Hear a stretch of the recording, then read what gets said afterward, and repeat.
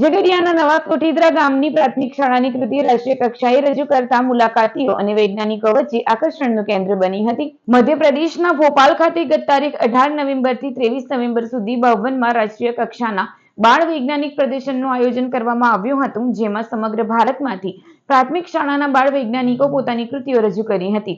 આ બાળ વૈજ્ઞાનિક પ્રદર્શનમાં ગુજરાતમાંથી કુલ 8 કૃતિઓ પસંદ થઈ હતી, જેમાં ઝઘડિયા તાલુકાના નવા કોઠીદરા ગામની પ્રાથમિક શાળાની કૃતિ પસંદગી પામી હતી. નવા કોઠીદરા ગામની પ્રાથમિક શાળાના માર્ગદર્શક શિક્ષક ઉર્વિશભાઈ પટેલ તથા શાળાના બાળ વૈજ્ઞાનિક ભાવિક માછી અને જૈનેલ પટેલ ઉત્સાહપૂર્વક ભાગ લઈ સ્માર્ટ ઇલેક્ટ્રિક પોલ નામની કૃતિનું પ્રદર્શન કર્યું હતું.